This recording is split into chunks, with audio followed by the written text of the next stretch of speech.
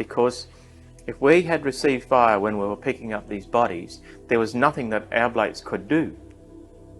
They couldn't shoot through us.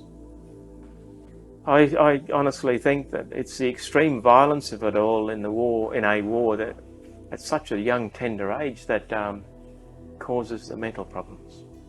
Took anything that they had on them, identified them and buried them in about 18 inches. This is the first week after we'd been there. We buried them in 18 inches face down. So within the first week of being in country, we had got the first 2 kills and lost 2 as well. Which weapon are you talking about? The SLR. The SLR. Yeah. And you thought it was too heavy for jungle fighting? Oh yeah. I think we should have had the M16. And the blokes that were saying, oh, they used to smoke dope in the lines. And I thought, I don't remember that. However, I'm only one of many veterans that have suffered and still are.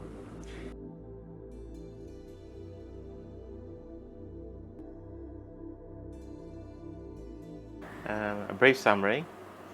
Grew up in Townsville and went to school in Townsville. Got called up for national service and joined the 2nd Battalion.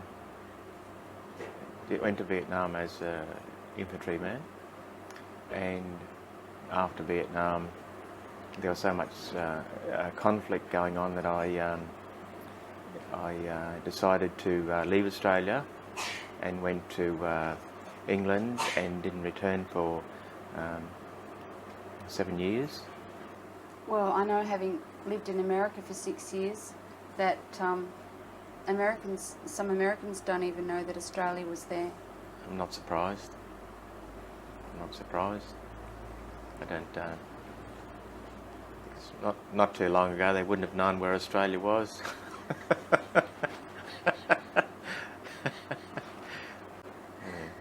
So when you were growing up, were you aware of the problems your father may have faced with the depression? No. Not aware of it at all. No. And did he talk to you about his experiences? No. Only very late in life did he talk. He didn't try to prepare me for Vietnam. Now you mentioned to Heather that your dad didn't speak about any of his experiences of World War II or as a POW. Not in my earlier years. No. So what was your understanding, I guess, as a young lad, of, I guess, the nightmares and things that he would have at night time, and I guess the sort of troubles or illness that he was coping with as you were growing up? Well, I didn't understand. I didn't realise what was my dad was going through. My brother and I just learned to live with it. That was it. The trauma that Dad went through, I don't believe I did associate that with what he'd been through in the war, until later in years when it all added up that he was badly affected by his experiences at the hands of the Japanese on that railway. It was a bad time for a lot of fellas. Well, absolutely. Those ones that were captured at the fall of Singapore went through a lot. I mean, I know you mentioned that you weren't politically motivated No. in any way, shape or form, but did you have an opinion at all as to Vietnam itself? I was, although I accepted that the national service part of it, I did have doubts about why it was occurring. I did have doubts about it. I can't say it was politics. It was just that I was not sure that we should be fighting a war in another country, and being politically naive and young in those years. I don't think many younger people were much interested in politics. I think it's a lot different now, but I was very unsure about why we should be up there in Vietnam. And now, when I look back, I think, to me, I think it was a civil war. I don't think we should have been there at all. And what did you know of, I guess, conscription before it happened to you? Was it happening to fellas around you at all, or? Yes. Strangely enough, though, of the circle of friends, mates that I had, perhaps we'd be down at the Goose Club on Saturday, and one or two mightn't be there anymore, and it might be said that they're called up, and people would return, and once again, no one ever spoke about it. No one. You were away for 2 years and came back, and that was the end of it. No one spoke about what they'd been through. It was very strange. So can you describe for us what happened to you in terms of your conscription? Notified by post at the time, and then ordered to have a medical, and in Townsville here. Once the medical was passed, we were then given orders to report to Enoggera in Brisbane. This was the way we went to Brisbane was by a train which was just for national servicemen, and it started in Cairns and picked them up all the way down to Brisbane. Now, you were called up in 1969. That's correct. Was there anything in particular that you were better at? Better at? Well, for instance, were you better at weaponry rather than drill marches, or? Oh, well, we had, I can remember we used to have a range competition that was firing a weapon competition to see who was probably the better shot, and I was good at that. Although I'd never fired a weapon like that before, a large caliber weapon, I was quite good at that. What was that weapon, Steve? An SLR, which was a normal weapon that the Australian Army had, the common weapon for the infanteer. 7.62 caliber, which is a NATO round, as opposed to the light American weapon that NCOs and officers had, and Ford Scouts, which was the Armalite. Actually, I've heard that some of the Americans would switch with the Australians, their guns. Yes, that occurred, but not in the main units, of course. I think our special forces, our SAS, used weapons that were not freely available, and they would have come from the Americans.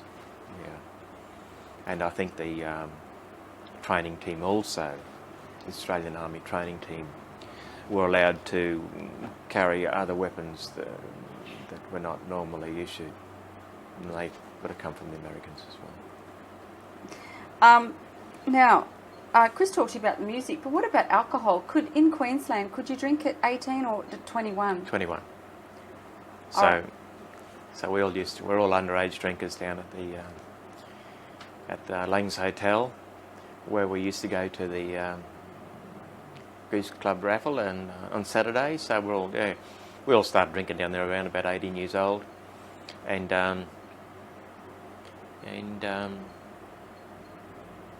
21. So I guess some of us were in Vietnam at before the age of 21, when we were not allowed to have a drink, and doing what we had to. So that's a bit of a conflict, isn't it? They train you to kill people, and perhaps we were before we were 21. But we were not allowed to have a drink in Queensland. How old did you have to be to vote? 21.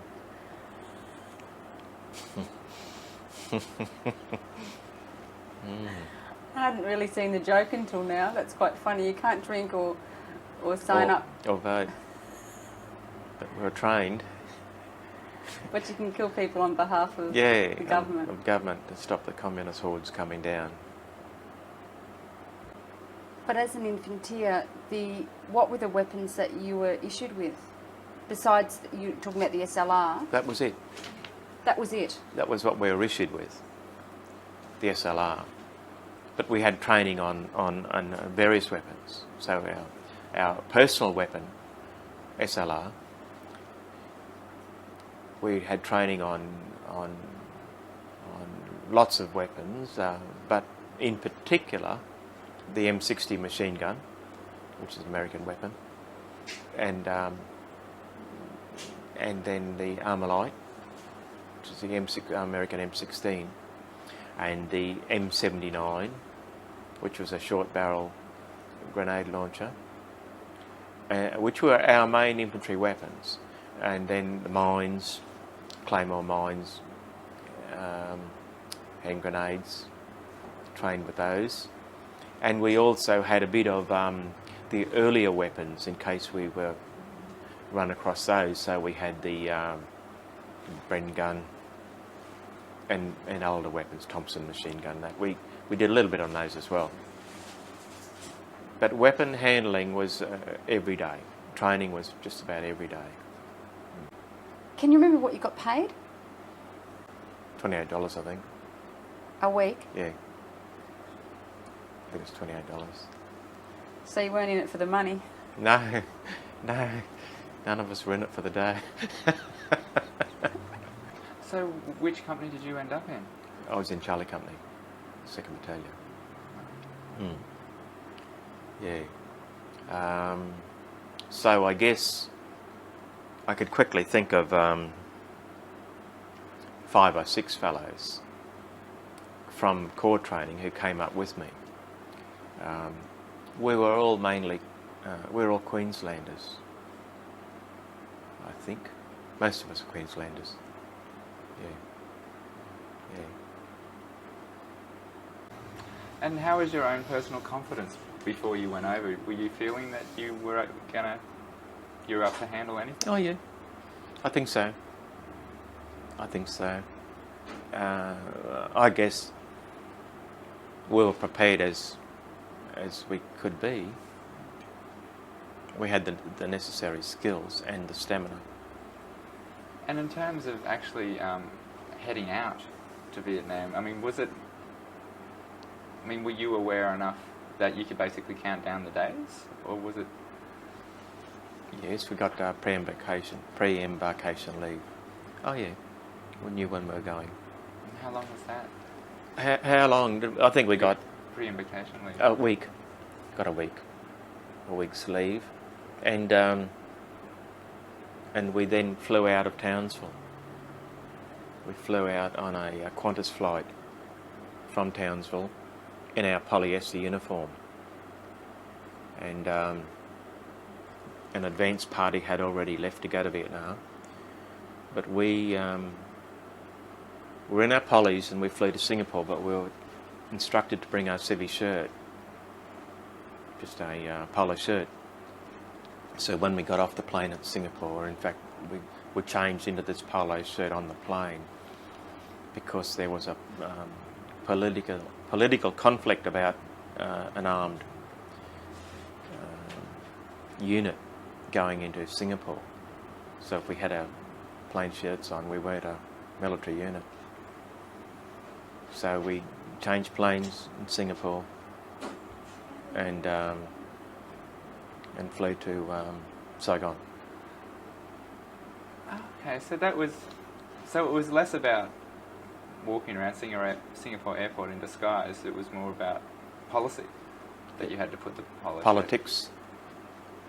Yeah, I don't think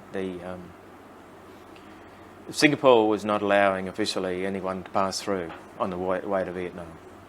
So the way they got around that was to say that, well, we weren't an Australian Army unit passing through. All these guys are on leave or civvies or something. Even though, I mean, it's fairly obvious. Oh yeah, but it's nonsense. It's a bureaucratic move. That's right. I didn't know that. All right, tell us about getting the order to leave Australia and go to Vietnam. Were you told with a whole other platoon people that you were going, or were you told individually? Oh, it was the battalion was ordered. So as a battalion, we knew we were going, and it was just then the departure dates were fixed for each company, and then it was a 12-month tour. So we were given ample notice. I can't say how long we were told, but we were given notice and then given leave before we left, and then we left from Townsville. What was the, let's say, feeling in the air with the men going over to Vietnam? Was there a relief that you were finally going, put your training in action, or a bit of dread? Oh, both, I should think, yes. A bit of both. A bit of apprehension, but yeah, as well as relief that we were going eventually. What were your first impressions of, where did you arrive in Saigon? What were your first impressions of Saigon? Well, the first impression before Saigon was flying over the country and all of the bomb craters we could see. That was as the plane descended. That was first impression. Bomb craters all over the place, and then this massive airport, Consulate Airport in Saigon, with hundreds of military aircraft, and then the heat and humidity. That was the first impressions. And we weren't there too long before we were flown up to Nui Dat by Caribou aircraft. Oh, that's what I was going to ask you, that you'd mentioned to Chris about setting up in training a harbour. What is a harbour? Well, I know what a water harbour is, yeah, but... It's a platoon night position. So in a platoon there's 3 guns, 3 machine guns, 3 sections, and each section has a machine gun, and a section commander, section 2IC gunner, and a few riflemen. Now, at night, a harbour is a night platoon defensive position at night time. Mainly at night. We could harbour up during the day too, but we were always on the move during the day. So it's a defensive position at night time. So it's a circle with the guns at 120 degrees apart in the circle, and a gun, someone always awake on each gun, and invariably the gun was placed on a track at night time. So what were your first impressions of Nui Dat then? Well, red dirt everywhere, hot, humid, and we were in a rubber plantation. So first time we'd seen a rubber plantation, and we moved into a previous battalion's quarters. So they'd moved out and we moved in, and they were fairly run down. So our first week was upgrading our living conditions, and also a week of what was called acclimatization, getting used to it, the heat and the humidity, and a few lectures in that first week about going over what we'd already heard, but once again first-hand knowledge from the medevac, the medics on the medevac choppers. In that first week we got the, I remember one of the lectures, the army officer who was a doctor come and spoke to us, and he said, forget about what you learned about gunshot wounds in Australia. What we're going to do here is if you get someone gets shot in the stomach, what you'll do is you have to stop the bleeding. And he said what we do was use any means to stop that bleeding, because the person is you're going to lose the person. So he said if the person's on the ground with a gunshot wound in the belly, what you'll do is take your hat off and your sweat rag, and you'll push that into the wound to stop the bleeding. And if it doesn't stop, you put anything in there that you can do to stop. So we had clumps of grass around. We're outside where this lecture was. He said you'll just grab that clump of grass and you'll force that in and push anything in that belly to stop the wound from bleeding and the man bleeding to death. And he said whatever you do is not going to cause the fellow's death. He'll die from blood loss. So whatever you do, we can fix up, he said, to stop the person from bleeding to death. In other words, yeah, that's what he said, just jam anything in there you could. This was all in our first week, see, on the acclimatization side, as well as building, renovating our living, our huts, not huts, tents, and getting hot water. We got hot water for ourselves and upgraded. And we also had lectures on getting in and out of choppers by winches, medical evacuations out of the scrub by chopper, getting in and out on the winch. We had that. And I believe we had the American medevac pilot choppers come over to us and talk to us as well. And we were just showing around the place. We had live firing on the range there, and before we went out, and saw the artillery and shone around. Nui Dat. Yeah. Who were the? Is it the battalion that you were replacing? The 6th Battalion. There were 3 ANZAC battalions: the 2nd Battalion, the 4th Battalion, and the 6th Battalion. ANZAC meaning that we used rotating Kiwi companies with us.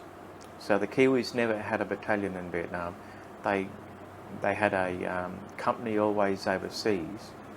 The Kiwis would do 6 months in Singapore, and then they'd come and do 12 months in Vietnam. Then they'd go back to Singapore for 6 months, and then they'd go home. And that 12 months in Singapore was attached to an Australian ANZAC battalion, either 2, 4 and 6. So we had half the tour we had a whiskey, which were Kiwis, and then we had another company. I forget what their call sign was. Yeah. Did you have any Kiwi friends then?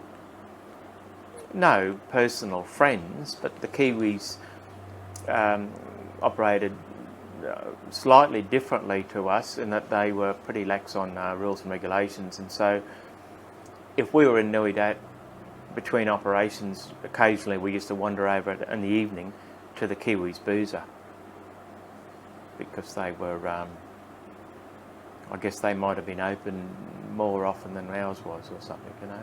So although we never had Kiwi friends, we were always welcome in their booze. We can't have a beer. Can you tell us about your first, is it operation, your first Yeah, time operations. out there? They call operations on active service and exercises here in Australia. The first operation was a week after we arrived. So 9 platoon that I was in Charlie Company, we were ordered out, and we flew out by chopper into a long grassy area, which was, the grass was in places probably as high as us it was, so it was very hot, very humid, and although we'd been there for the week, and we flew out in the afternoon to this area of operations. Now, we landed and we were off single file through this long grass. Found a track and harboured up and set up ambush. Now, when we set up the ambush, we put the claymore mines outside and the gun on the track. Now, by this time, after we'd stand to and stand down, you understand what that is. So, well, at last light of the day is the most dangerous time, because you cannot, you can't see as well as you should, as you normally can. So last light and first light are the dangerous times. So that's the time when you don't do anything apart from stand to. Stand to means you're in your position, alert, looking out, and that's the position that you will sleep in during the night. After stand down, which is last light, that's when the pickets start. So you'll have a machine gunner and the 2 IC on the gun. They're awake, and now at last light they'll have their 2 hours or 2.5 or 3 hours, and then during the night it keeps on rotating. So the ones that have already been to sleep, they get up and they get woken up and go back onto the gun. So I think it might have been about 1 or 2 o'clock in the morning, and bearing in mind that this first week was fairly intensive, and the heat and the humidity. So I was asleep. Must have been a very deep sleep too, because early in the morning the explosion, the claymores went off, and then the gun started up and kept on going. And now the initial explosion and the gunfire, machine gunfire, I thought, I woke up, and then as if in high range here in Townsville, I thought, God, this bloody noise, and I nodded back to sleep again for must have been just a brief couple of seconds, and then realised what was happening. So I got up, and I immediately got up and got weapon. I think we were sleeping with our boots on this first night, and weapon stood to. Machine gun the gun was still going, and I could hear Barry Peterson eventually singing, because the gun never seemed to stop, and Barry Peterson singing out, stop firing, and then it was, stop the fucking firing, stop the fucking firing. Anyway, the gun stopped, And then there was a lot of I wouldn't say confusion, but rushing about, and then I realised, or we were told, that the reason Peterson wanted the firing stop was that the persons who had been sprung, he wanted them so that he could they were able to be identified, so they weren't disfigured so much. Now, so outside the harbour were 2 VC, so we thought. So my section was ordered to go out through one gun, my section, so that's a machine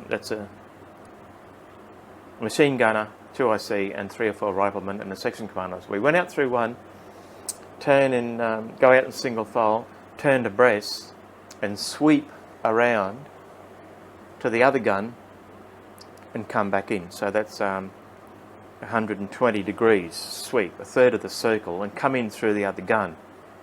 While we swept around, we were to pick up the bodies and drag them around to the other gun and pull them in through that other gun.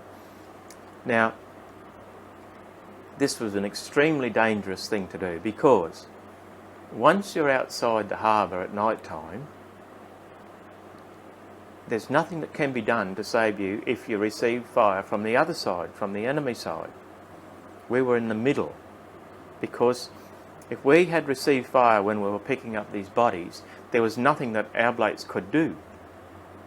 They couldn't shoot through us. So it was an extremely dangerous thing to do. We were out there and we couldn't find the bodies. So we came back in through the other gun, waited until first light, and went out again, got them and brought them back in again, brought the bodies in. Now we then took the anything that they had on them, was identified them and buried them in about 18 inches. Now, this is the first week after we'd been there. We buried them in 18 inches face down. Anyway, after we'd buried them, halfway through the morning, we were then advised that the CO, the commanding officer of the 2nd Battalion, was flying in with some dogs, Labradors, the tracking dogs, to follow up their trail, their scent. And so he flew in with the dogs and an intelligence officer. And we were then ordered to dig them up again. So we dug the bodies up again and cleared away the dirt from their faces, and photographs were taken.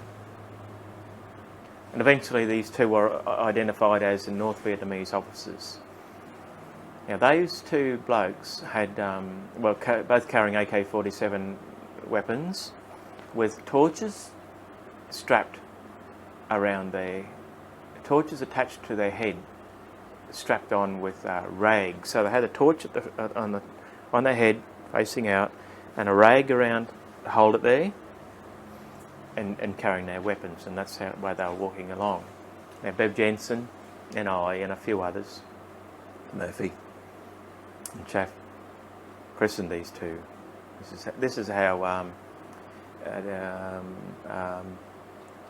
don't know how you get over these sorts of things, but in the army and in wartime, there's the humour is very black humour. Now these 2 were christened Johnny and Kim.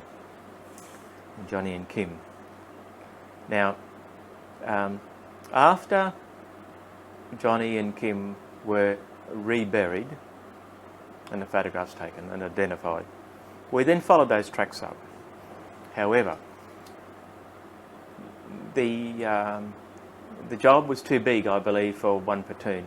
So 8 platoon came in, and we followed them up for, I think it was a couple of days 2 days or so. And then in the afternoon of the second or third day, we heard an explosion, which was not far away in the jungle, perhaps 500 or 700 metres, and it was sounded like to us like a Claymore mine. Well, then immediately the radio traffic platoon commander was informed that booby trap had claimed the lives of Neil and Tully from 8 Platoon, and these were two fellows that I had done my corps training with in Singleton. And Tully and Pull Through was the nickname. They're both tall, skinny blokes, number 1 and number 2 on the gun. We rushed across through the scrub, across to this contact, and by the time we got there, medevac choppers had come in and taken the two bodies away, and also another fellow who had had his knee blown apart with shrapnel, and another one had a shrapnel in the neck, and they were all out. And the contact scene we had to walk through, single file through the scrub, and we were told that Tully and Pull Through had put the gun down, the machine gun down for a break. They're still on the track, and put the gun down as you stop for a brew, and you put your weapon down right near where you are. And the machine gun, it's a bit heavier, so you wouldn't normally lie down on the ground. If there was something, a bit of a rise, you'd put it on that, or you'd put it on a log, or, you know. Now, put it on the log. The log, we believe, had tripwire to a claymore in the tree. So it was an ambush site for us, and anyway, it claimed us, Tully and Pull Through. So within the first week of being in country, or just after the first week, we had got the first 2 kills and lost 2 as well, that I became quite close to before we went over.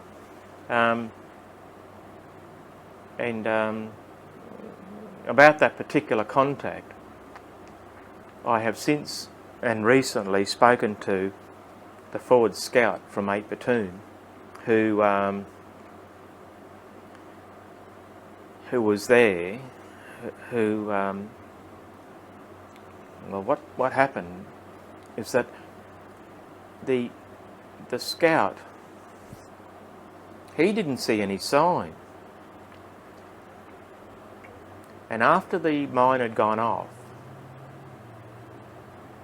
he got down with his bayonet, because Tully and Pull Through were finished, and he got down with his bayonet to see if there was any M16s in the ground. They're another type mine, and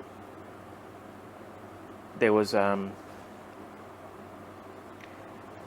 someone in front of him, I can't remember, but he said, "Don't look around," to this bloke. He said, "Don't look around," because Tully and Pull Through were splattered apart everywhere. He said, "Don't look around." And then later on, when the engineers came in, the field engineers came in, he overheard one of them saying, after the thing had gone off, the scout should have seen the sign. There was a sign there to say that there was a mine there, you see. And this particular person, this bloke, has lived with it all his life, that the engineer said, "You should have seen a sign," and he overheard the conversation. It's all right in retrospect to say you should have seen the sign, but having failed to see it, you can't condemn him for it. It's one of those things. Anyway, he's lived with that all his life. He doesn't appear to have ever got over that. But that was the thing with that, and I guess it's all conflicts and wars, is that you just get on with it. So that was just part of what we were doing, and we were 2 less in the platoon, in the company, They were 8 platoon, we were 9 platoon, but they were one of us. They were us, you know. And so that we were just 2 less. The rest of that operation, I can't think of anything eventful that happened. But it was tragic that we lost 2 in the first week through a booby trap. So this is your first operation. I mean, that would have given you a good introduction into what to expect, I suppose. Yeah. There were, fortunately for me, I never ever fired a shot. So the tour began a long number of months of drudge work, drudging through the scrub, you know, walking through the scrub and the heat and humidity and the torrential rain, and always on edge, always. I believe we had too much weight and we had the wrong weapon. The weapon was too heavy and too long. Which weapon are you talking about? The SLR. The SLR. Yeah. And you thought it was too heavy for jungle fighting? Oh yeah. I think we should have had the M16, the American-made M16, which was a light and automatic weapon, plastic, light, ideal for the jungle. But no, we had these things, these big heavy SLRs. How did you deal with the environment? I mean, you talk about it, I mean, it sounds like an enemy unto itself. Yes, and at night, in jungle, it's very dark, and they never told us about barking deers. So the first night, one of the first nights out, I heard this horrendous noise right near, and I thought, what's that? I thought that's some sort of an animal. And anyway, well, later informed that's what it was, a barking deer, but we should have been made aware of it. Wonder I didn't let one go, you know, fire at it. I mean, I suppose it could have even been the VC making calls if it. I don't know what it was. Yeah, you know, if you didn't know. Didn't know. Yeah. The environment was. It was different anyway. Yeah. A lot of red dirt and jungle and dirty big ants and mozzies and well, what we were led to expect really. And rain, torrential rain, and heat, and different smells in the jungle, and lots of in the jungle, lots of evidence, bomb craters, and where we'd been through the jungle, lots of empty ration packs and things like that, you know. Australian ration packs? American, we used to carry Americans, so could have been us. Yeah, could have been us leaving stuff around. I mean, that's pretty stupid, isn't it, as far as... Well, I guess it is, but, you know, coming on reflection, I guess they might have been able to smell us too. Cigarette smoke, you know, even though we were trained, we were very quiet. Cigarette smoke carries. I could have smelt that. Do you know if the VC smoked? Oh, I'm sure everyone did. I'm sure they did. What about aftershave? Could you wear aftershave? No. We never used to wear, well, we'd be out on operation for quite a while, you know. I think the longest we did was 24 days. But, we'd have resupplies, change of greens and socks, food, water. But, you know, usually you wouldn't have been able to have a bath in that time. We wouldn't have been able to get clean. Never used to wear underwear. Why? Can I ask you why not? What was the point of it, really? Too hot? Something else to worry about? No, never used to heard. No. We got one time earlier on in the operation. We flew into the top of a mountain and called the Nui Taivais, and the SAS were up there. They'd been in to secure the place, to secure the LZ, and we flew in, and SAS left, and we couldn't get out. I don't know why, whether we were to fly out, but we ended up running out of food. I think perhaps we couldn't fly out because of the low cloud or fog, or low cloud cover. We ended up walking off the mountain. But from that place we could see Benoit, which is a large American base near Saigon. And from the top of that mountain I saw that American military plane, I think it was a converted old DC-3 with miniguns on board. It was called Puff the Magic Dragon. So I saw that at night time operating with a huge, spewing out all these rounds, just like a large fireworks, with just a stream of red bullets coming from the plane down. So obviously something happening at Benoit military base.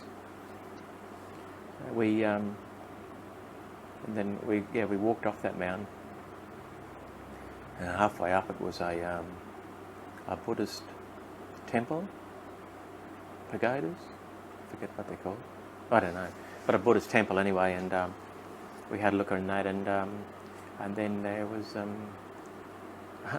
a stairway down from this temple, and we used that stairway to get down to the bottom of the mountain.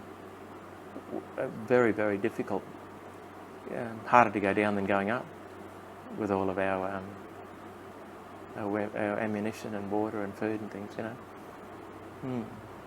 It was extremely, it was exhausting getting off it, that particular mountain. Why were you put there in the first place? Don't know. Details, can't remember. Obviously, I think the mountains in the earlier years had been used by the BC as a hideout, but we didn't find any evidence.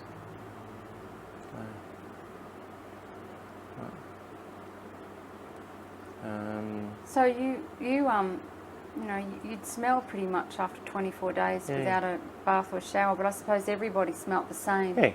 So you couldn't differentiate. Wouldn't know. No. But how did you deal with the? I know the humidity is extremely thick. How did you used to wear something on your head, a scarf or anything? Had a sweat rag. Every one of us had a sweat rag. Army issue sweat rag, which was essential, really. Keep the sweat out of your eyes. Yeah. And did you have sunglasses too? No. No sunglasses. And you obviously carried your own water, but was there somebody allocated within the platoon to carry extra water or anything like that? No, carried your own. And we had bladders as well, water bladders. So we had water bottles and water bladders. We carried quite a bit of water. I think we had 6 water bottles and a bladder, every one of us. And every 3 or 4 days would be resupplied. If we couldn't find the water, would be resupplied by chopper. Yeah. Although on one memorable occasion we were following, believe it or not, we were following elephant tracks. And we were flying a very long way out of our area of operation into an American area, I think. And we followed these tracks up for 5 days, and the OC, Major Peterson, didn't want a resupply, because once we got the resupply, the BC knew we were there.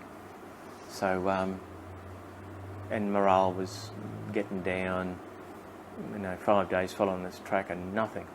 Anyway, I do remember Major Peterson coming around and trying to lift the morale. By this time I had transferred across to company headquarters, so I was the machine gunner in company headquarters, and he'd come around company headquarters and trying to, get our spirits up. And I think he said, well, if nothing by tomorrow, that's it, we'll call this off and get a resupply, get some food and water and things. And it was the evening of that day when one of the platoons, I think we might have been, company headquarters might have been travelling with another platoon, 8 platoon I think. Yeah, we'd followed up a track for 5 days I think, and the OC came around and tried to lift our spirits and informed us that we would, he'd call it off if nothing happened by the end of that day. And I remember the area was scrubby area, and we were in a cleared out area in the scrub, and one of the platoons was sent down to a watercourse to investigate, and I think to get some water. And whilst down there, they sprung a number of VC getting water as well, and the subsequent contact led that platoon to a bunker system, and at this bunker system, either then or soon after, the forward scout was came across a child, and with hand signals he saw the child didn't see him. He looked around to the section commander and said enemy, and he went to shoot the child, and the section commander stopped him. By this time the child had disappeared, so he kept on going and walked into a the forward scout was shot in the chest. Now what had happened was the child had moved back to, he was a forward sentry, and he'd moved back to an older soldier, and this VC shot this person. Had he killed that child, he would have had his life saved, because it wouldn't have occurred. But he was shot in the chest, and in fact he had a bandolier of M79 ammo around him, because he used to carry the M79 as well. And I think the gunshot caused something to explode. But anyway, that he was killed as a result of that. And how old would have been the BC child? I don't know. It was a child. It was a child. That's all. Young child. But with a split-second decision that you have to make, and the section commander thought, well, I'm not going to kill the child, and we lost one as a result of it. One of us, So these are the things that stay with you all the time.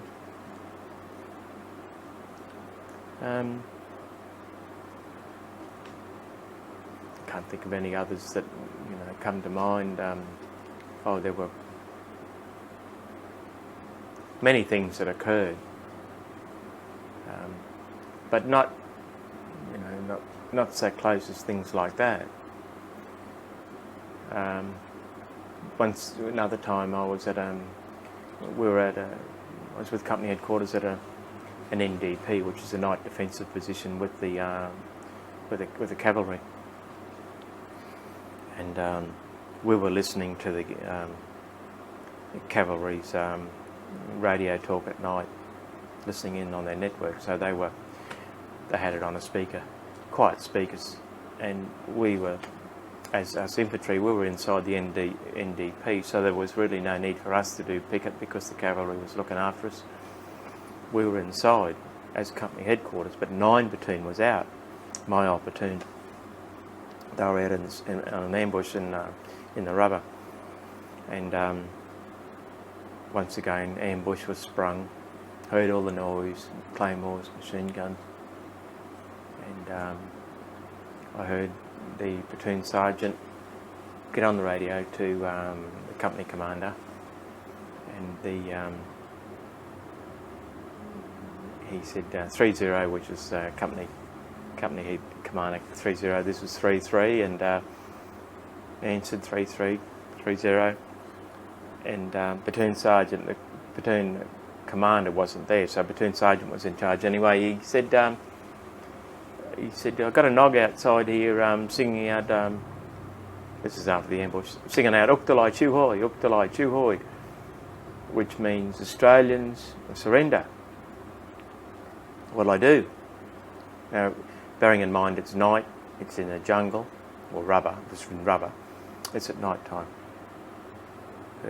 He's obviously wounded.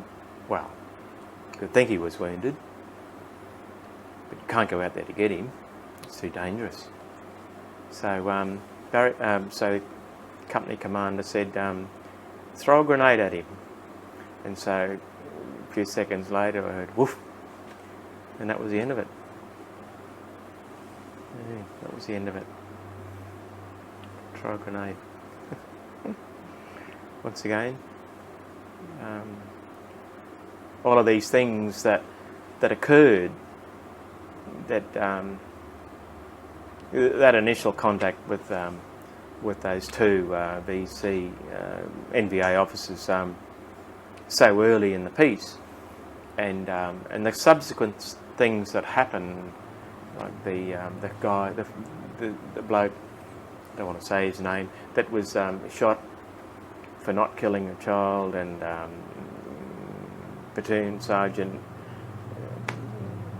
throwing a grenade at a virtually a defenceless person. This, in a brief time, a year admittedly, all of these things, and then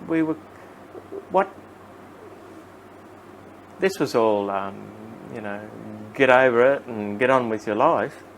But when we came back home, we were virtually thrown back into a society that really didn't want to ask any questions, didn't want to know, and all of these things were with us. Get back to your old life again. No one wants to know. And all of these things spinning around in your head. And but of course, we never used to talk about it. But in later years, these things come back and start to get on top of you. And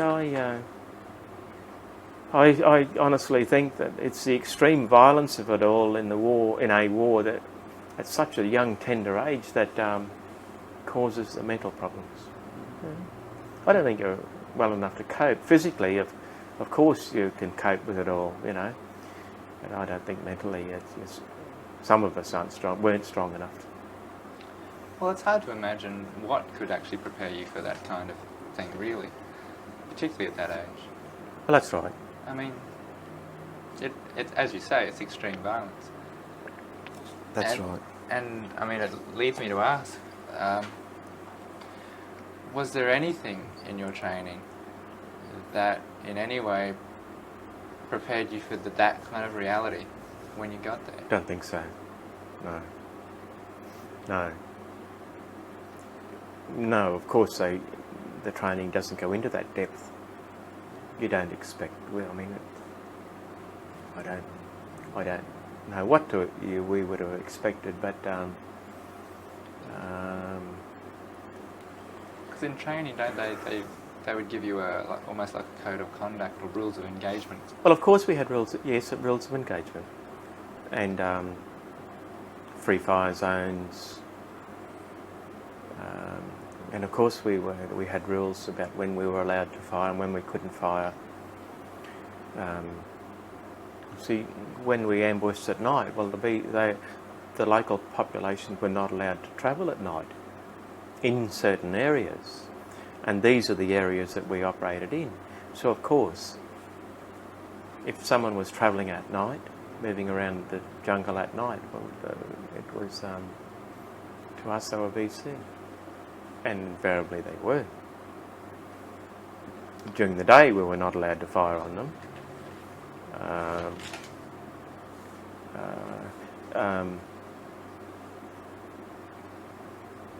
But of course, if we came across armed people during the day, BC during the day, it was different. We were not allowed to fire on any population during the day, anywhere. Certain rules of engagement, which were strictly enforced.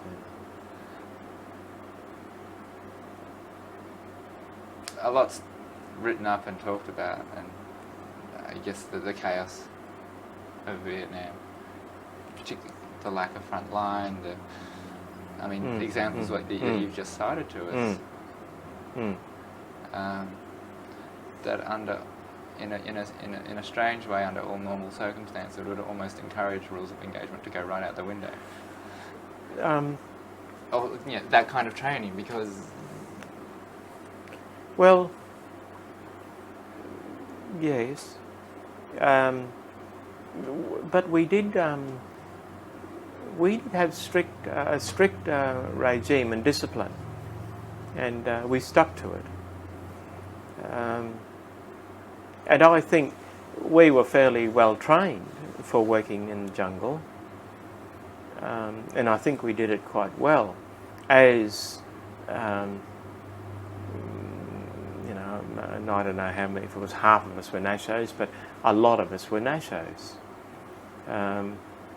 as opposed to the very professional SAS who operated in the jungle in very small teams. But for what we were, I think we were well trained and did a fairly good job, as opposed to the other forces like the Americans, and who didn't appear to be as well trained as we were. That was their general forces. I think their ranger battalions were better trained. But I think on the whole, like we were just average infanteers, and we were a lot better than their average infanteers, I think. What was your experience of the average American infanteers? Americans, we didn't work with them. My battalion didn't. We saw them. There was a cavalry unit who used to work around us, or not with us, but they used to be in and out of Nui Dat, and they were black, mainly black Americans, and fairly careless. Well, I can't say careless, but they used to operate their APCs, or tracks as we called them, from outside. So our drivers were inside. Everyone was inside the armour plate, and you'd drive from inside. These blokes had arranged so that they had a bit of a sort of an armchair up the top, and they'd sit up the top in an armchair fully exposed, and with a flag flying as well. So fairly cavalier approach, I should think, to life and death. And although I didn't witness it, but mates of mine had stumbled into bars, Negro bars, and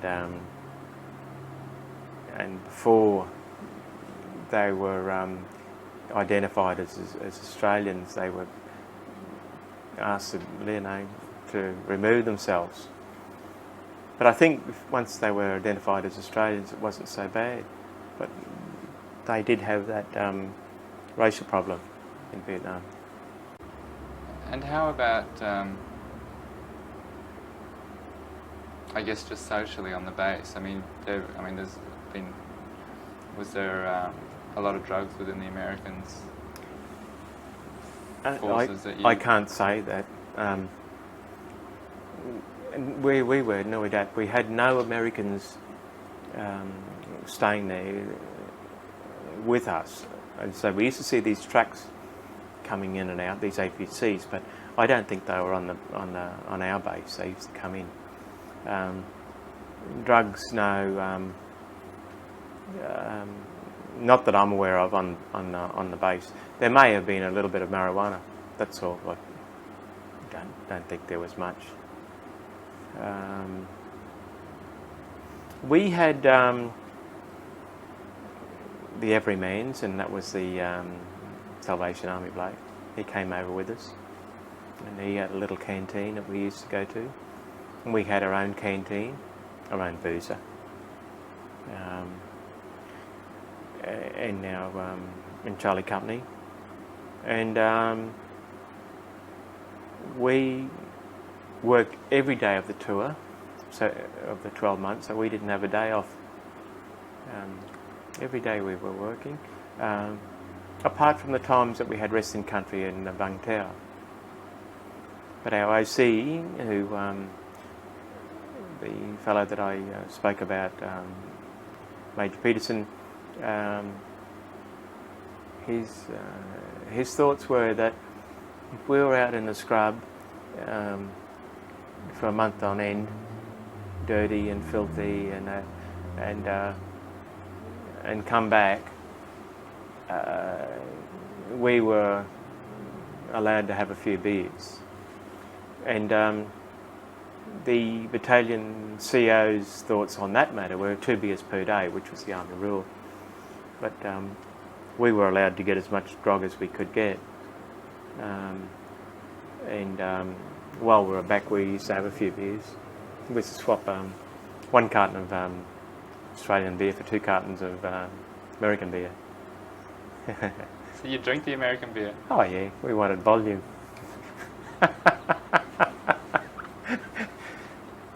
We wanted quantity, not quality.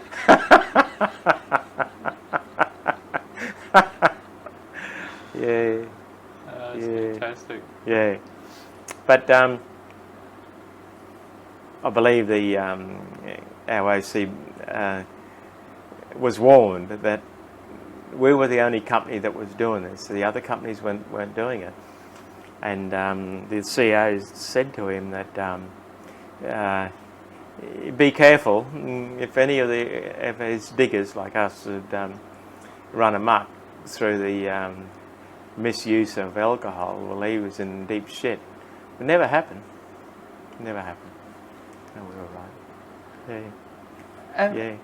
And what about marijuana? I mean, given the times. Oh well, there was marijuana there on leave. R&I in Vung Tau, there was marijuana, and I dare say there was some at camp too. I don't know if there was much though. I recently went to a reunion, and the blokes that were saying, oh, they used to smoke dope in the lines, and I thought, I don't remember that, you know.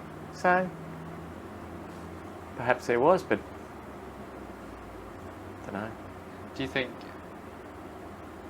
it's more that it could have happened, or more that a story's got exaggerated over the years? Oh, I don't doubt that it could have happened and did happen perhaps, but I don't think it occurred to a large extent. I don't know. And I would be absolutely astounded if there was anything else apart from a bit of marijuana around the joint, you know. I wouldn't think there'd be anything else. No. And apart from and the booze side of it, it was only beer. We were never allowed to drink anything else. No. But if you were working 7 days a week, There's a knock off at 4 o'clock. yeah. But would any fellas ever end up going out on ops with a bit of a hangover? Oh no, we wouldn't be on the grog the night before an operation. Oh no, the booze would be closing early. No, everything like that was fairly well controlled. Yeah. Oh no, you wouldn't want to be going out in operation with a hangover. No. And what about the use of dogs? The tracking dogs. Yeah. Well, after that first operation, the dogs, during that first operation when Johnny and Kim were killed, dogs suffered from heat exhaustion. And I think they had to be flown out. That's what I can recollect. And we didn't use them much after that. I don't think we used them at all. The black Labradors. I guess a black Labrador in a very hot climate is not a good combination, No, really. they left them over there too. They left them there. They didn't bring them back to Australia. Should have. They were expendable when they pulled out. So that was the only time that they were actually used? Did they... They would have been used with other, maybe other companies, but they were, I think, we didn't use them that often. Not often, no. So did they actually, in the short time that you had them, did they actually give you any success in terms of... No. Nothing concrete. No. And what about, I heard lots about the tunnel systems underground Yeah. with the VC. Did Yeah. you come across many No. of those? You know more about it than I do. No. We bunker systems only, but no, we didn't see the tunnels. I think that's a good thing. I think it is, from what I've heard. Yeah, we'd like to have been there. And what about the South Vietnamese in general? Can you tell us a bit about your workings or experiences? Okay, well, with the South Vietnamese, the only ones that we worked with were Bushman Scouts. They were they knew the area, and most of them were Chu Hois, which they were. They'd swap sides. They were VC who had come over to the other side, knew the area of operation. So we would take them out as our scouts, Bushman Scouts, and they would work with our forward scouts. And we didn't work with any of the South Vietnamese operational units. Phuoc Tuy was an Australian province only. Did you have locals in the camp where you were in Nui Dat? Yeah, we had our own scouts. Yeah. Only a handful of them. Well, Nui Dat was not like an American base. It was fairly restricted as to who could get in on and off the plate on a site, And the only Vietnamese were a handful of scouts, and I think the barbershop had a couple of Vietnamese, and as far as I can recall, that was about it. And even at Vung Tau, on the base there were only a handful of Vietnamese working there on base, selling trinkets and things, I think, or in the gift shops. Was there any concern at any stage of the South Vietnamese that were in and around your company being concerned allied with... We were always suspecting the barber as a VC, or apart from our Bushman Scouts, I think there was only the barber and maybe one or two others. We were always talking about it, but I guess that was just us, suspicious of them being on the base and probably thinking they shouldn't be there. Nothing concrete. No. And so you told us about your first op and broadly your ops went up to 24 days. So what was the main aim of, or the range of operations that you did in your time in Vietnam? Okay. Well, initially, after that that first operation, where we flew into that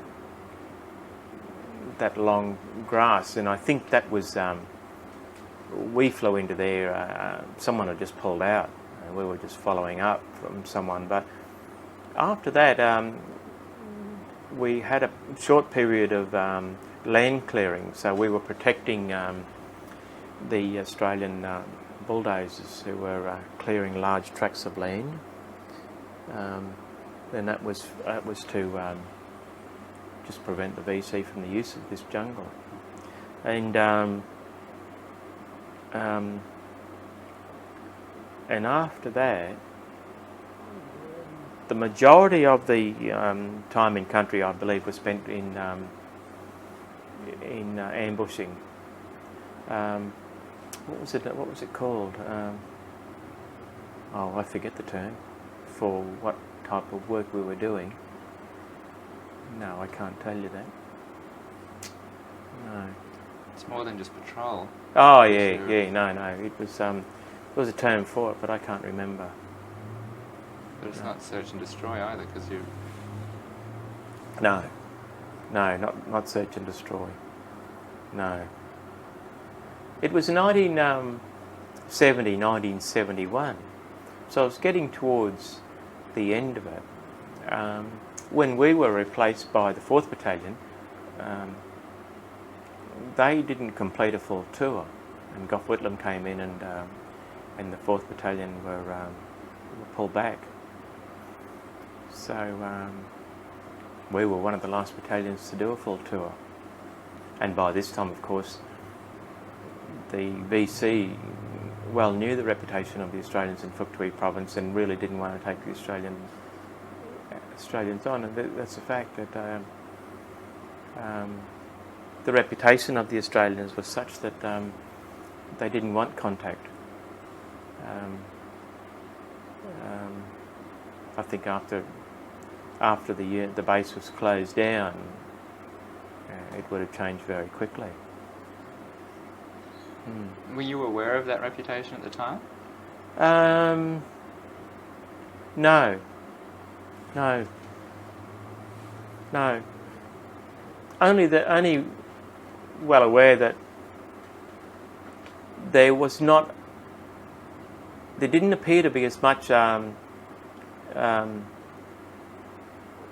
as many contacts as had happened in the past.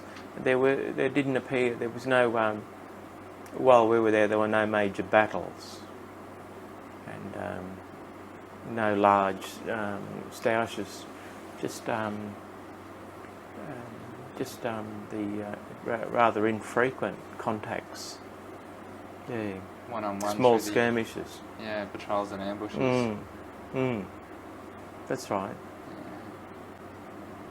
Were there, in your time there, did you ever come across any fellas who probably didn't fare terribly well in terms of what they were being asked to do over there? Yes. Yeah, there were a few. One of ours, in fact, who always appeared to be in trouble and spent half the time in country in detention. I guess the reason for that was that he wasn't suitable for infantry. He should have been doing something that he liked, which was building, construction. His background was was that. He liked doing that sort of stuff, and that's what he should have been doing. One or two others had to be returned home, mentally unfit. What sort of symptoms would fellas like that suffer from at the time? I mean, what sort of things would they be doing to be declared mentally unfit? Oh,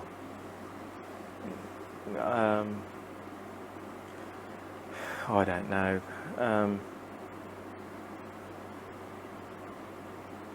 I don't know. One of our blokes, I think his hair, I can't state this is a fact, but I believe that his hair, he went grey virtually within a couple of months of being in the country, and he had to return. I think the stress of it all. And whilst we were there, another tragic incident occurred where one of the sergeants shot one or two other blokes at Nui Dat, and he was mentally unbalanced as well. He shot and killed them. I don't know if they were his own diggers, and I don't think he was in infantry either. He was in another corps. But there were a lot of stresses, and of course every night the artillery was going. And, there was constantly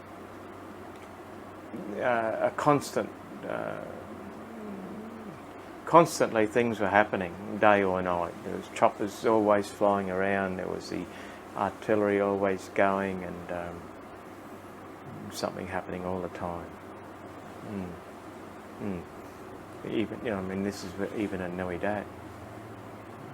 And when we were out on operations at night time, there'd be noise. You'd be hearing in the distance explosions and gunfire, yeah. And would fellas, I guess, within the company get into fights and brawls with each other just to sort of let off steam from time to time? No, not much. Once or twice it might have happened in the boozer, but no.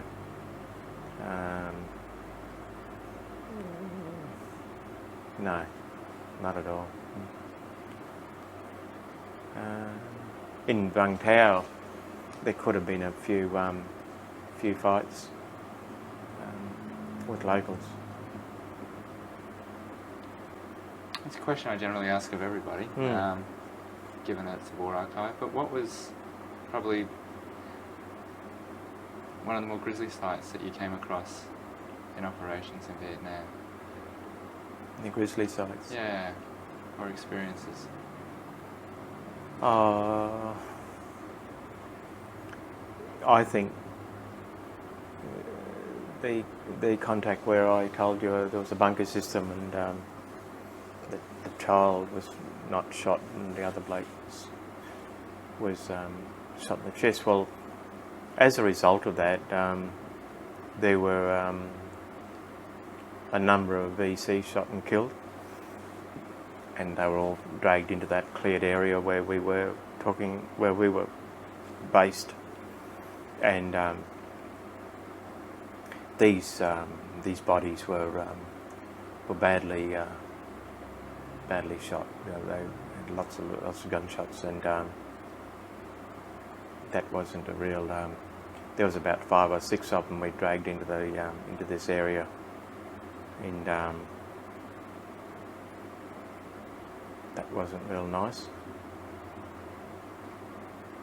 And I can't remember what we did with those. And because that obviously wasn't in that burial party, but yeah.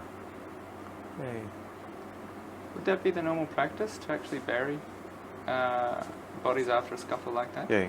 Even VC? Yeah. And there's a dedicated burial party to do that? Oh yes, yeah.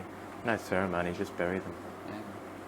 Yeah. After all of their personal effects were removed, weapons and things that they were carrying. Was it hard living in a place where there was? I mean, I guess you were within, to a degree, as much as you could, you were in the comfort zone of Nui Dat, given it was a fairly fortified base. But it's often talked about within Vietnam the fact that the lack of front line, that there was no back line, no front line. You were on tenterhooks the whole time you were there. Was that part of your experience? Well, it was. Even in Nui Dat, we did picket at night time. And once we were outside Nui Dat on tail patrols or in operations, well, that's right, there was never any front line. And that obviously is the one of the major differences comparing Vietnam with other conflicts, the absence of anything like that. And which relates to, I think, why a lot of the infantry blokes have in later life had problems. You know, the constant stress of it all, because there was nothing that was defined. But it gets back to those rules of engagement and the discipline that we had. So the stresses were there. The only time we were able to relax was in Vung Tau. Very strange though, because we'd discard our uniform and get into civvies and go into the city in a country that's at war. It's hard to believe, isn't it? But no doubt there were others in the city as well that didn't want us there. We never seemed to have any trouble. It was well known as a VC R&R place as well. I guess it was. I don't know if that's factual, but I probably believe that the Viet Cong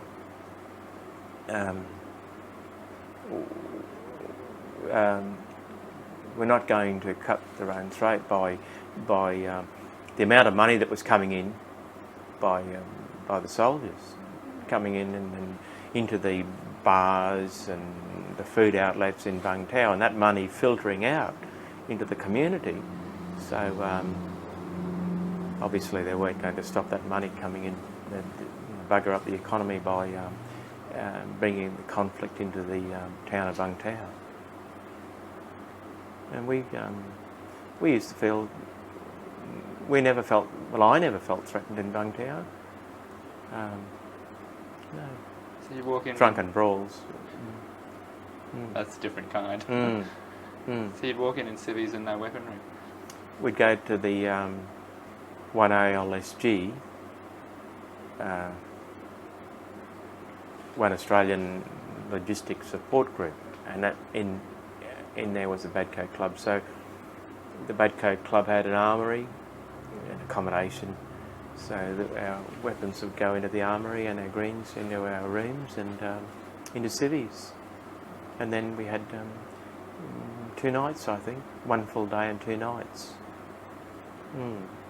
So we'd truck down from Nui Dat after the operation, and then we would, I think, well, I'm not sure before or after, but we would soon be around the pool where we would have 2 free beers each, nice and cold too, 2 free beers, and then it was leave. We're on leave, do what we like. And I used to relax around the pool for quite a while. I used to stay there for a few hours. Most of the blokes would be off into the bars of Vung Tau. But I was just take it easy and relax and have a few beers and wander over to the beach and have a swim. And used to go in the evening. talked a little bit, Steve, about the burying of the bodies, and you said with what happened with Johnny and Kim was that you buried them 18 inches down. Is that standard? Well, I don't know. I don't know if it's standard. But why go any deeper? I mean, it's all work to us, and probably hard work too. So I guess as long as they were covered. But what I did say was that they were buried face down, and by this time we were aware that they should have been face up.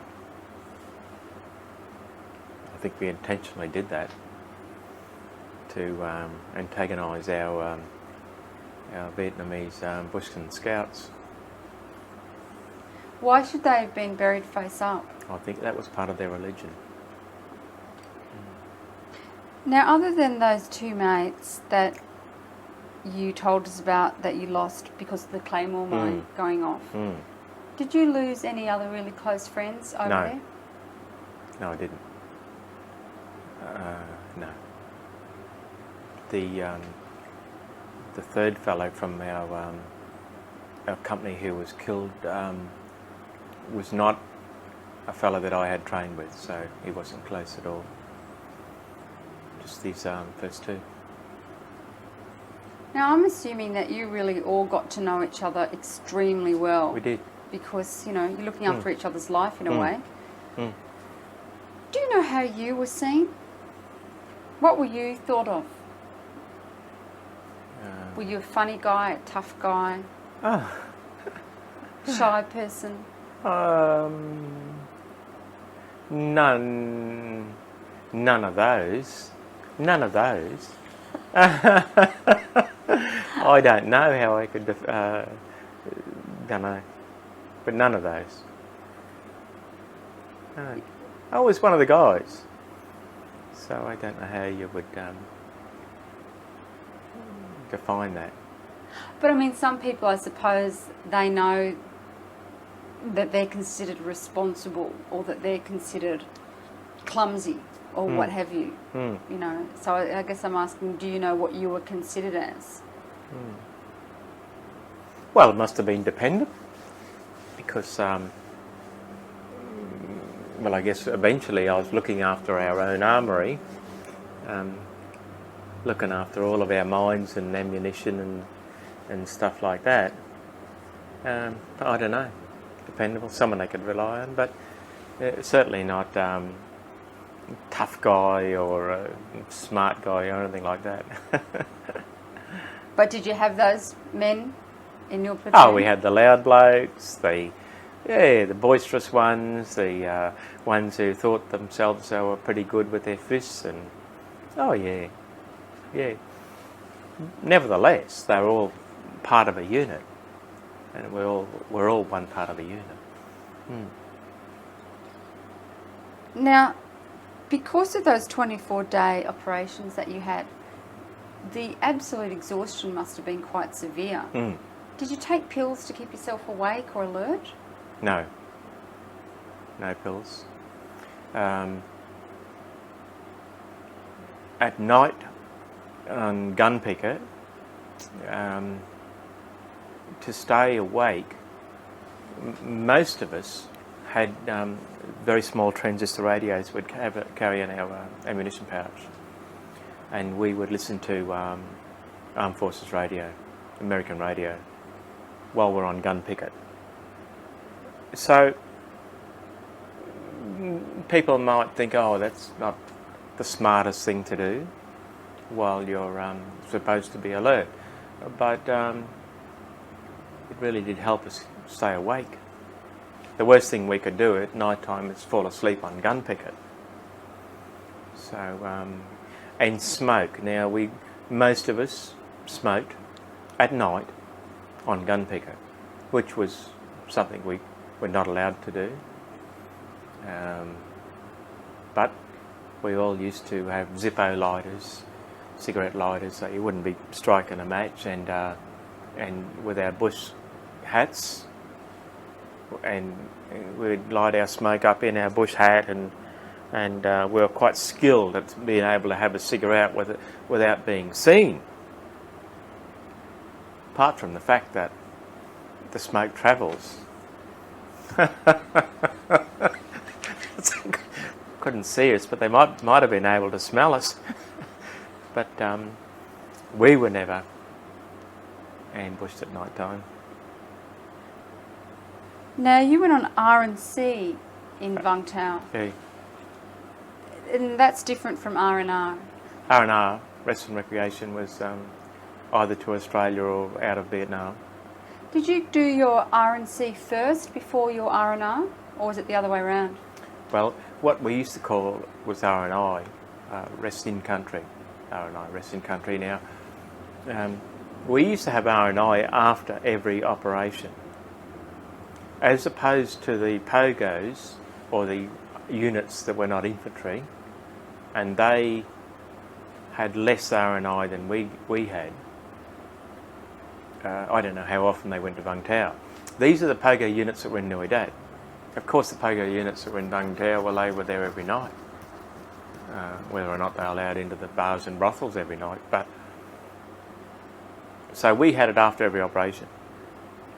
Virtually every month we were allowed 2 nights and 1 day in Vung Tau. So yes, that was before I had R&R. So there was something positive in being a grunt. A positive aspect of going to Vung Tau and getting absolutely plastered. If there could be any positive at all, you've got a phone ringing. Do you want to get that? So when that's stopped now. Okay. Now, something you just brought up, which is of great interest to me, is the brothels. Is it? Yes. Now, did you, perchance, come across one? The only place I can remember is was a club called the 37 Club, and that was not really a brothel. That was a barbershop. Right. So you'd have sex while you got your hair cut? Not really. You could have a haircut if you liked. What a good idea. But on the same premises were a number of cubicles. Just narrow cubicles, probably 1.5 metres wide with a bed on it. So go in there for a blowjob. You're kidding. But you could get your hair cut as well. Yeah. Oh. That would appeal to the practical ones out there.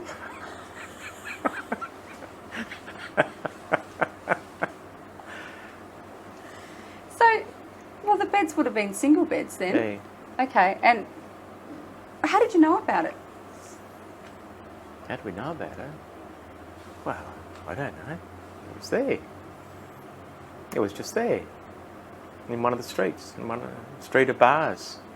It was the 37 Club. So most of the diggers would go there first, as soon as they got into town, into the city of Vung Tau. Head up to the 37 Club and get the job done, and then into the booze, into the bars. So would the joke be, I'm going to go and get my hair cut? Possibly. Yeah, if you're going to the 37 Club, you were going there. And then after that, settle down for an evening's drinking in the bars, wander around all the bars, and by curfew, you would have somewhere to sleep for the night. What do you mean by that? You'd have to be back at the hotel by a certain time? We didn't have to be back we didn't have to be back on base. We could stay in the city, and most of us did stay in the city. So, there are various places we could sleep. You know, there's Vung Tau was an old French colonial town, and there was the Grand Hotel, which was a lovely hotel, right on one of the beaches. So we could stay there. Just book a room for the night. I wonder if it's still there. It is. It is there. Even got doorman now. Luxurious place. Okay, so but at the barber shop, you couldn't have sex. It'd only just be a blowjob. Or you could have sex as well. Oh, I think it was just the first one. Oh, okay. So would that be for the blokes that didn't work or concerned about catching VD or something like that would go there? I doubt it. Now, why do I think you're holding back from me? I don't think there were any thoughts about VD. Just didn't worry about it. If you caught it, you caught it. But wouldn't it be very painful? Or? We don't know. Never got it. But so if you got it, well, you've just had a course of what was it called? Penicillin. Tetracycline or something. I don't know. Yeah. I don't know, but it was just a course. And of course, we were warned where not to go and what girls not to pick up and what bars not to go into. And the bars not to go into always had a sign out the front saying the military police had put it there, you know, not to go in there. But yeah. Did the blokes go in there anyway? Oh, invariably. Get full of booze. Just do whatever you like, really. But now, why would they go in there? Because the girls would possibly be cheaper than in the ones that were okay to go and see? Oh, well, not necessarily. It might have been a better type bar. The signs on the wall saying not to go there would only have been put there because the girls, it would have been made known that the girls had diseases. So, but you know, at 10 o'clock at night after 6 or 7 hours drinking, you're not really worried too much about these sort of things. You just. So now you said you were a shy fella. Oh well, yeah. I was shy. Yeah. So, was it in Vietnam that you first lost? You don't have to answer this. First lost your virginity, or had you done that before you went overseas? Before. I don't. You ask that all the time, do you? Actually, only to the men that I think will answer it. Oh, but okay. Yeah, before. Yeah. Well, because I had heard from one Vietnam veteran that he was in a very sort of bad situation, and he said, "Oh shit, I'm going to get killed, and I haven't even lost my virginity." So I always think about that poor guy. Well, actually, he lives, of course. So we interviewed him. So, but that's all he was thinking about. He wasn't thinking about, you know, how am I going to kill this person? That's what he was thinking. Was he? Which I always think is quite funny, you know. A typical 20-year-old. It must have been early in the piece. Yeah. Once he'd been down a Bung Tail, he would have been right. Now, did much scrounging go on with the dead VC souvenir taking on behalf of the Australians? Oh, I think so. Yeah. Were they allowed to take them back into Australia? If, for example, they took a knife or I don't know. Well, knives in those days, you could have brought them back, and they would have been brought back. What about rings, watches, radios, anything that they were carrying on them on their person when they were killed? They were souvenired. So a lot of that went on. And you said when you were out there on an operation, on a picket, you know, did it ever happen that, besides that first operation you told us about, that actually there was conflict at night? A contact? Yeah. Did that happen quite frequently when you were on a picket, or? For me personally, no. But I moved away from 9 Platoon and became a gunner in company headquarters.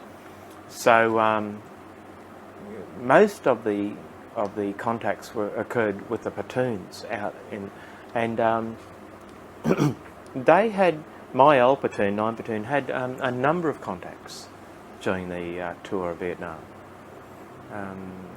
Quite a few contacts. but no lives were lost out of 9 platoon. So we were quite lucky. What gave you the opportunity, Steve, to go and work at the headquarters? Well, I think perhaps my assault pioneer training. Anyone with a special skill was put into a position where you could have been made available at any time, and I think that's why I was ended up in company headquarters. But then I ended up with the gun, machine gun, so it wasn't much of an advantage to me, lugging that dirty big heavy thing around the scrum. But were they the guns though that came about in 3 different pieces? Yes, you could, yeah, but you never carried them in pieces. I mean, you carried them as an operating weapon. The whole thing? Yeah, the M60. But this is an infantry weapon. We're not talking about a big. It's just a machine gun. How much did it weigh? Offhand, I can't tell you. Heavy. Yeah. And all of the rounds used to carry 600 rounds. There's 6 belts, plus your water and your food and the gun. And number two on the gun had a spare barrel because the barrels used to get hot. So you have to change barrels in a contact if it got too hot and whack the other barrel on. So we had a lot to carry. I mean, this sounds like a bit of a fairy question, but couldn't you share the workload? I mean, couldn't you we say, did. look, We I've did. been carrying it for an hour, you carry it? Oh, well, we did. No. No, we shared the workload with our ammo, but no, you didn't give the gun away. Once you had the gun, that was yours. You didn't share it with anyone because number 1 and number 2 on the gun worked as a team. And what about R&R? How long must you have been in operations until you actually got R&R. to come home to Australia? Oh, I don't know. Some of the blokes only went over there for 3 or 4 months, and then they were NASHOs and their time was up, so they got out. They would not have got R&R. But I think it was about 6 months before you were allowed to go on R&R. And what about you? Did you come home? I was. I'd made a booking to go to Taipei, but it was changed, and I returned home to Australia. Came home, Townsville. So I then turned around and went back to Brisbane, and spent my R&R in Brisbane with my aunt. And then back to Vietnam. And after returning to Vietnam, the company was out on operation, and I was put on a chopper, a resupply chopper at Eagle Farm. Eagle Farm was our LZ, our landing zone, our Charlie Company landing zone, and I was put on this chopper. And I'd had lots of stuff. I'd had food and ammo and water, and the 2 gunners and me, and all my gear as well, my backpack and my ammo and water and weapon. And the chopper took off, and he flew down the road. Then there's rubber trees around, and he had to fly down the road because of the rubber, and he couldn't get up. And the tail was up and the nose was down, and he was trying to get elevation, and the damn thing was thump, thump, thump, and it wasn't doing anything. And the gunner leaned over to me, and he said, when I tap you on the shoulder, he said, you start throwing all that shit out. So the pilot had warned the gunner to be prepared for a crash or get the stuff off the chopper. All that, chuck it out, he said. And I looked at him and he said, yeah. and waited and just ever so slowly it got elevation and we were right. So you didn't have to throw it overboard. I mean, what would have happened if it had been? Would it all have gone off? Oh no. Couldn't. Tins of ammo, no. It wouldn't have gone. Water, jerry cans of water and food. Might have landed on someone down below though, because we were in Nui Dat. We weren't outside. And we're flying down the road. Might have hit some poor old Land Rover driver on the head if we'd thrown it out. But yeah, they had overloaded. This was to get you back to your unit. And were you the only one sitting in the helicopter besides the other two? Me and all this stuff, all this resupply. Geez, that's a hairy incident. Never bothered about it. Now you mentioned before, Steve, that you had American ration packs. Can you tell us what was in a ration pack? From what I can remember, tins of meat, beef, and tins of fruit, chocolates, lollies, and then coffee, sugar, tea, and rice, and cigarettes, matches, can openers, things like that. But they were quite large. I mean, they were large and heavy. So we used to cull them, and we would throw out the tinned fruit, and the stuff that we didn't need, we'd cull it before we left Nui Dat. Just take the necessary stuff. The Australian ration packs also had tins in them, but they were smaller. And then we used to have the dehydrated ration packs, which were ideal for the jungle, for on operations, but didn't like them much. Dehydrated stuff, it wasn't really nice, but it was light. Did you come across the American infantrymen? No. I know you're at headquarters, but just anyway. No, never came across them. See, Phuc Tuy was our province, and they didn't work in our province. And we, as far as I can recall, we only went out of our province once, and we never came across the Americans. No. Getting back to our ration packs, I became quite fond of our ration packs, and used to make up some really good brews with bully beef and rice and curry and good stuff. Yeah, I used to enjoy it. Dog biscuits. What are dog biscuits? Oh, I don't know. They used to have dog biscuits in the Second World War. Very hard biscuits that last a long time, I suppose, as opposed to our fresh biscuits that go stale.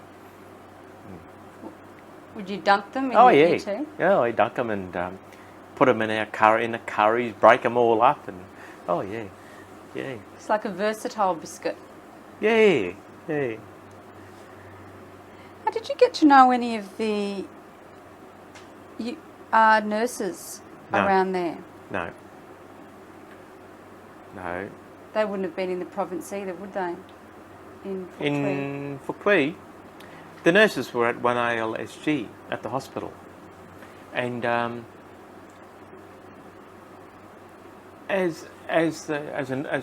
just an old baggy ass as we were, infantry blokes, we never came across any nurses.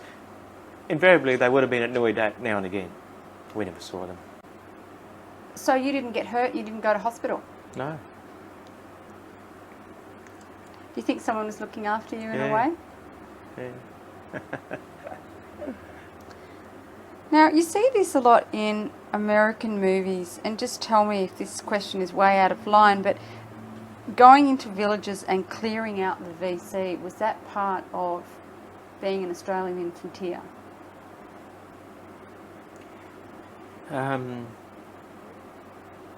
I can't say it's part of what we did, the 2nd Battalion did. Other Australian units may have done it. We didn't, as far as I can recall. I don't recall going into any villages and clearing out. We went in and searched some, and we weren't welcome. You weren't welcome, Oh sorry? no, we weren't welcome at all. But we just searched and left.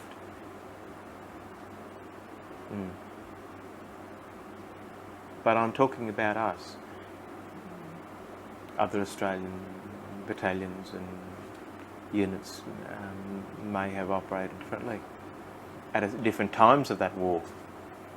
You know, earlier on, when there was quite a bit of a much more conflict than we saw. I mean, part of this is the whole problem of Vietnam, of course, was the fact that you didn't know. That's right. In the village. That's right. Who was VC and who wasn't. No.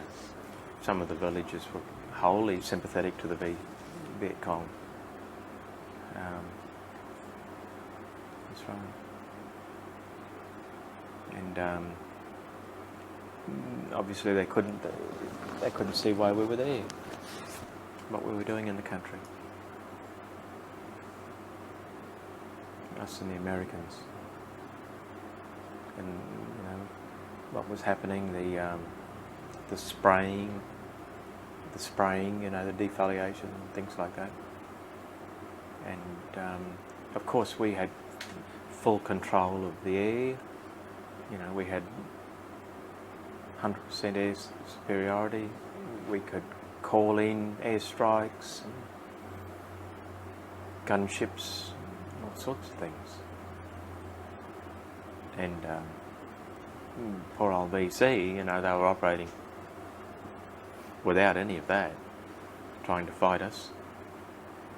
And we were their equal, I think, as soldiers. We were their equal as soldiers, without regard of the artillery, the air support, and all of these other things. And there's no doubt they resented us. And then spraying all those chemicals onto them.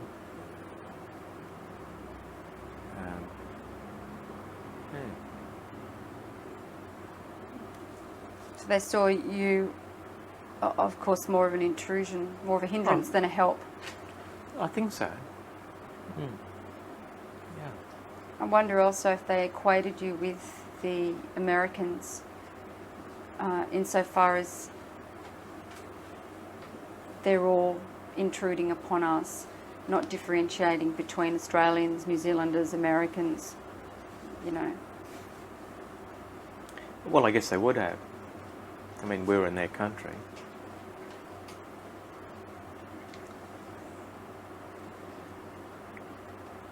We used to drive through the town of Berea on the way to Vung Tau, and near Berea was an orphanage that the Australians used to support, and that tradition has been carried on because they're doing that in very recently in Middle East, in Baghdad, supporting an orphanage. And some Australian veterans of the Vietnam War are still looking after that orphanage in somewhere near Berea. So obviously the Vietnamese were all not anti us or the Americans, but I think the majority were and couldn't understand what we were doing there. I wanted to ask you, just on a practical level, whether your assault pioneer training was ever put into use on general ops. Not at all. No, not at all. I wouldn't say blue, there's a booby trap. Over No, not at all.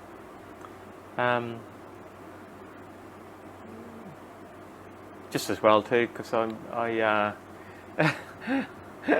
it was a dangerous job, and I think unless you're doing it all the time, field engineers were constantly training and preparing for that. So I'm glad I didn't do it.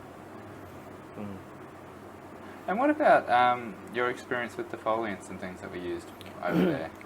I don't think defoliants were sprayed in the years that I was there. I think it was called Operation Range Hand, and I think that they had completed that by 1970. So that's my own thoughts on it. Right. It wasn't that they had maybe thought that it wasn't a great idea, but that the operation itself had been finished. I think so. Oh, okay. That was the aerial spraying defoliants.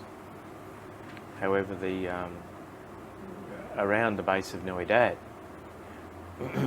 it has been reported by a Lieutenant Craig Steele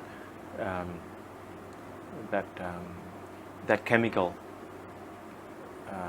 D445 or whatever it is, the Agent Orange chemical, was sprayed around Nui Dat. He reported that. He was a hygiene officer in Nui Dat, but I don't know whether or not the military, the army, has backed him on that. I think this is what he has stated afterwards. Now, towards the end of your tour, when you did your full 12 months, did you have? I've heard of a lot of fellows having calendars of girls. Oh. With No. their days numbered, circling around the body too. No, we didn't have that. We did have countdown though, how many days to go, and so many days, and it was the last day, the waking. Yeah. So how Used did to do that. the countdown work? Well, I think it was just up to you. I mean, 14 days, a wakey. The last day was a wakey, and that was counted down. Yeah, I think everyone did that after their tour. Towards the end of their tour, I mean. And were you counting down your days? Oh, I don't think so. No.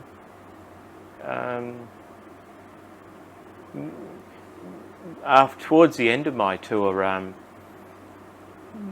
right towards the end, they were short of a company driver and someone to take over the armoury. So in the last couple of weeks I did that job. So I was back at Nui Dat for the last couple of weeks, as opposed to some of the blokes who were pulled out of an operation, given 1 or 2 days to get cleaned up and on a plane to home. So I was very lucky. I spent the last couple of weeks in Nui Dat. And you flew back on Qantas? No, I flew back on an American R&R flight, so into Sydney, and the Americans had R&R centre up the cross somewhere. Now, what can you tell us, Stephen, of the Australia when you came back? The sort of reception that you received, and not wanted at the RSL. And I came back and I went back to my old job. Now, I returned to Australia just before the battalion, and the battalion came into Townsville by ship and landing barge into the city. Now, and then they had a march through the city and freedom of the city. And I requested a day off from where I was working. Now, I hadn't been back long, and I was working as a mechanic, and I wasn't allowed to have the day off. Being young and still pretty stupid, naive, should have had a sickie. But do the right thing, ask for the day off, and was allowed. I was allowed to have an hour off and go and watch the march through the city. So that really didn't make me feel too good. And at the time, the 4th Battalion had replaced us in Vietnam, and the protesters they were still going, and lots of protests, lots of conflict. We were advised when we came back to Australia to punch a postie because the posties had refused to let our mail go through to Vietnam. The waterside workers were trying to still stop the Japarut, which is our supply ship, and these things were happening. So it wasn't a very nice environment for us to return to. And for those of us who had initial thoughts of the whole war, like I mean, this is at the end of a 2-year period, but initially at the start of this period, I really had doubts about what we were going to be put through and why, and after having done the whole thing, the 2-year experience, because that's what was required of us, and then coming back to Australia to this conflict and turmoil, really helped me make up my mind that I didn't want to stay. So what I did was stay home long enough to spend some time with my dad, and then left to get some money. So I went up to Weipa and got some money up there. There's a bit more money up there for a mechanic, so got enough money there then to travel. And I then, once I had enough money, came back to Townsville, flew to Port Moresby, got a ship to Singapore, and then flew on to London and stayed away for 7 years. But the reason was that there was no welcome mat for us, and there was too many things happening in Australia. There's too much conflict, I thought, about us as returned servicemen and what was happening in Vietnam. So I was quite happy to put my head in the sand and live in England and not have to worry about anything that was happening here. And how did you feel, I guess, within yourself, given the doubts that you had to start with before you went into the service 2 years later, having done it and came back? I mean, how were you feeling about what you had done? And those initial, I think, initially when I returned, I was just glad to be out of it. And my doubts about what the war was about was still there. However, I had no doubts about the backup that we were not getting. So I was all for this punch a postie and take these protesters on who were trying to stop supplies and things going through. I mean, all we were doing was doing what we had to do, doing a job. So yes, I was really then, my way of thinking was full of support for the blokes in the army, as opposed to our involvement as such in a war. It's hard to explain, but that's it. It's a very conflicted state of affairs, isn't it? Yes, because the 12 years of active service in Vietnam with all this close bunch of blokes that you're with, I think most of the army blokes,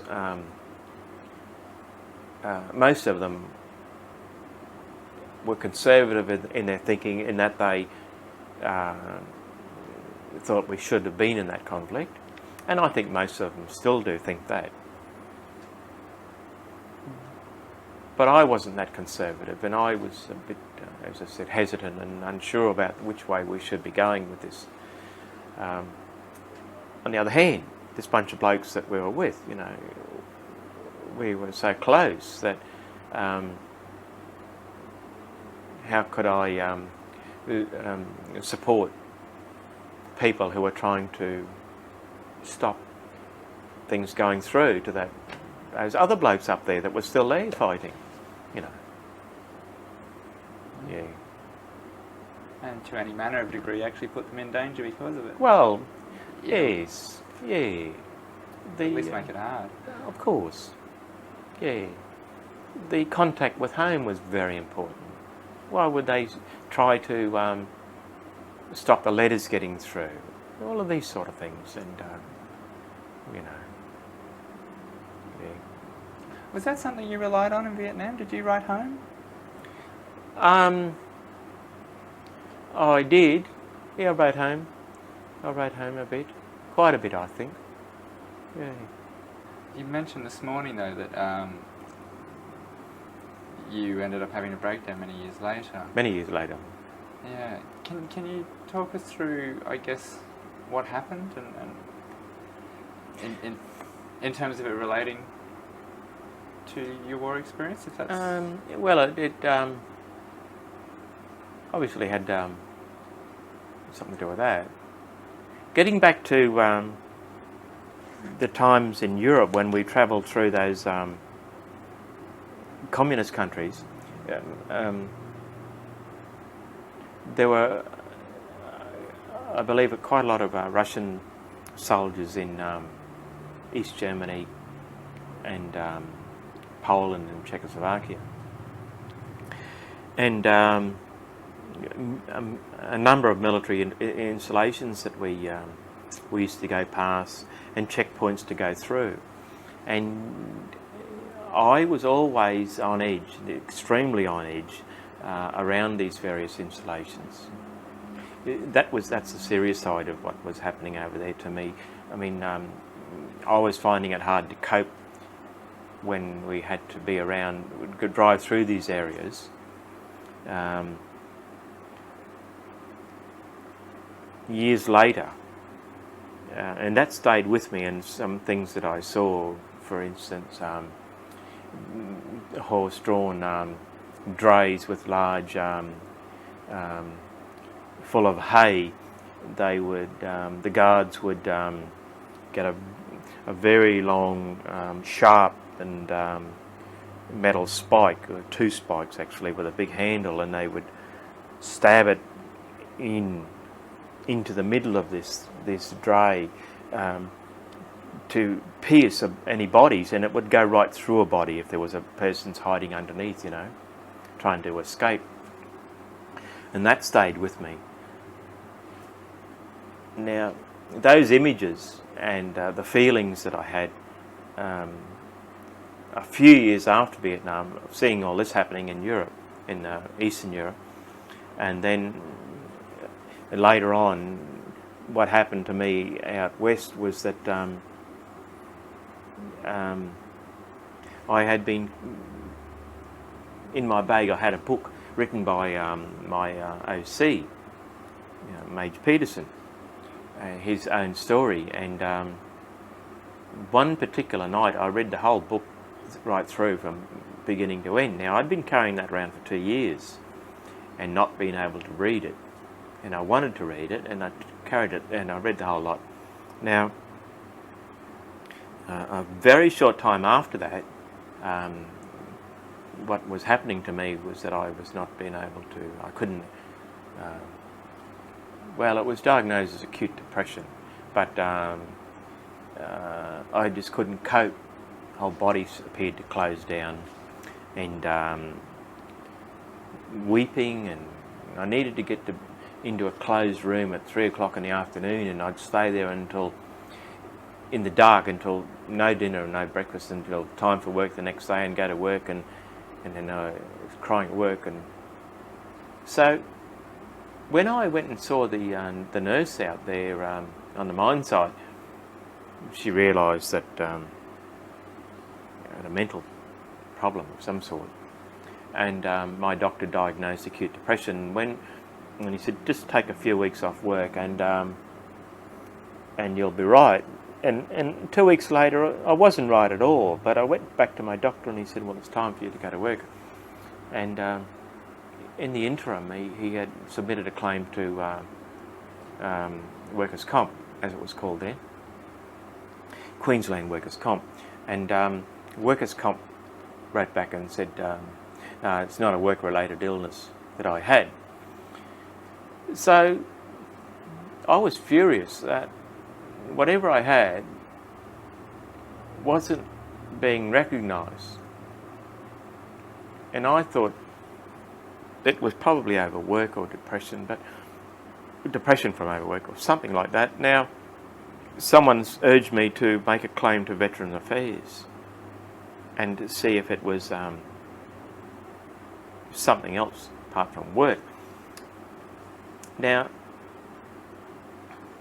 the result of reading this, I think, of reading this book, brought back many of the memories that I'd kept hidden, kept down.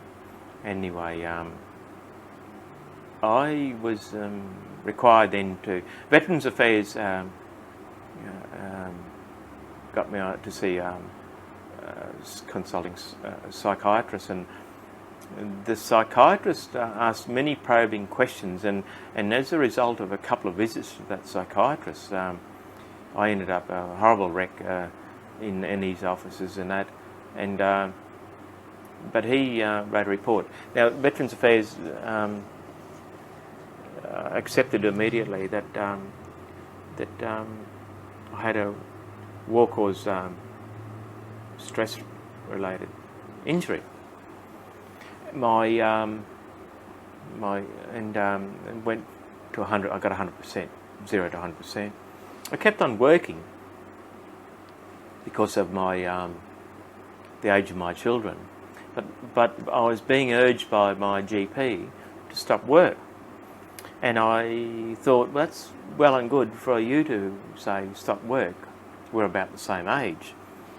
I kept on thinking, well, I can't stop work because I have to provide for my children for the future, and I was going through a very bad time, and I was hardly coping with work, and a subsequent incident, a domestic incident occurred, and I had to go to a court, magistrate's court, over this incident. Once this occurred, and I saw the GP immediately, he said to me, what has occurred was a result of me not taking his advice and stopping work, and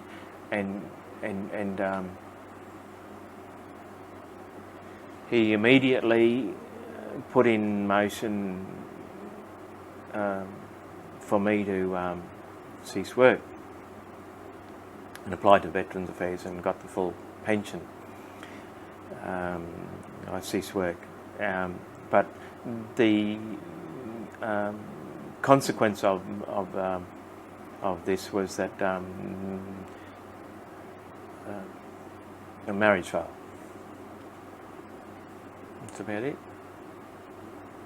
But fortunately, in the 5 years since then,